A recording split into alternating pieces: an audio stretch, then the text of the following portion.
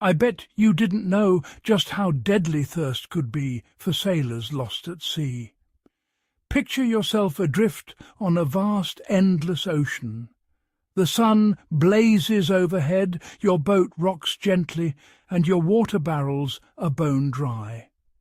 Days have passed since your last sip of fresh water. Your throat burns, your head throbs, and all around you is water you cannot drink. The cruel irony, surrounded by water, yet dying of thirst. Seawater tempts you, but drinking it would only hasten your end. The salt in seawater is a poison. Our kidneys can't handle it. Drinking it only dehydrates you further. This is a battle not with the waves, but with the chemistry of the ocean itself. For centuries, sailors have faced this deadly dilemma. Survival at sea depends on one vital skill: separating fresh water from salt. It's not magic, but science, distillation, a process refined over thousands of years. The ability to turn seawater into drinkable water is the key to survival, a testament to human ingenuity. The ocean is both a prison and a potential lifeline, if you know the secret. The story of making seawater drinkable is the story of outsmarting nature's greatest challenge. The lone sailor's hope rests on transforming the deadly sea into life-giving water. This knowledge has saved countless lives and remains essential for anyone who ventures far from shore. The ocean's greatest irony is also its greatest test. Can you unlock its secret and survive? The answer lies in understanding, adapting, and applying ancient wisdom. This is the story of how humanity learned to drink from the sea.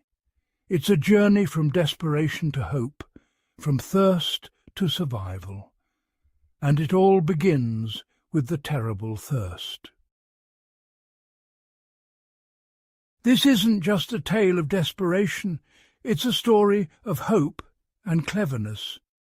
Across centuries, our ancestors faced the same thirst and found ways to survive. We'll explore how ancient Greeks, Arab alchemists, and generations of sailors unlocked the secrets of turning salt water into fresh. Their discoveries became a chain of knowledge, each link stronger than the last. We'll see how the choice of materials like copper or stainless steel meant life or death. We'll uncover the surprising danger of water that's too pure and how sailors learned to balance survival with health. Finally, we'll bring this wisdom into the modern era, where even the sun can be harnessed to save lives. The lessons of the past are still vital today. This is more than history. It's a guide to survival, ingenuity, and the enduring power of knowledge. Let's begin our journey. The struggle for fresh water at sea is as old as sailing itself. Ancient mariners knew the dangers of salt water and experimented with boiling seawater, capturing the steam to drink. Aristotle, in the 4th century BC, observed that when salt water turns to vapour, it becomes sweet again. Early sailors boiled seawater in brass pots, collecting condensed steam as fresh water, a small-scale solution that saved lives. This knowledge was refined by Arab alchemists like Jabir ibn Hayyan, who perfected distillation with the invention of the alembic. The alembic's design revolutionized chemistry and made desalination more efficient. As voyages grew longer, this technology became essential for survival at sea. The quest for fresh water drove innovation, turning ancient experiments into life-saving tools. The real treasure from alchemy wasn't gold, it was the ability to create water from the sea. Distillation is beautifully simple. Heat seawater, collect the steam, and leave the salt behind. The process mimics nature's water cycle, evaporation and condensation. Sailors recreated this on ships with three essentials: a boiler, a condenser, and a collection vessel. The boiler heats seawater. Steam rises, leaving salt behind. The steam hits a cool surface, condenses, and drips down as pure water. Early stills used lids or pipes cooled by sea air or water to speed up condensation. Every drop collected was a victory against thirst. Efficiency depended on design. More surface area and better cooling meant more water. Over time, stills became more complex, but the principle never changed. Boil, condense, collect. The same process from Aristotle's time to today. On a ship, this simple science was a lifeline. The ability to distill water turned the ocean from an enemy into a potential ally. It's a process anyone can understand, and one that has saved countless lives. Even now, the basics remain unchanged. Distillation is survival, distilled. The magic is in its simplicity. The material used to build a still could mean survival or disaster. Copper was favoured, strong, a great heat conductor, and naturally antimicrobial. But some metals, like lead, were deadly. Lead leached into water, slowly poisoning sailors. Iron rusted quickly in salty air, contaminating water and causing illness. The ideal still needed to resist corrosion and avoid leaching toxins. Modern stainless steel, especially grade 316, became the gold standard, resisting rust and salt. This knowledge was hard-won, learned through centuries of trial and error. Many suffered before the dangers of certain metals were understood. In survival, every detail matters, especially the tools you trust with your life. The choice of metal was never just technical. It was a matter of life and death. Safe water depends on safe materials. The lesson, survival, is in the details.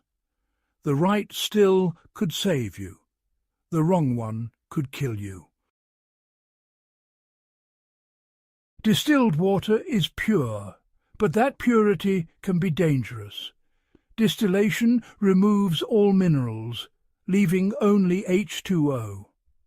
Our bodies need electrolytes like sodium and potassium, usually found in food and water.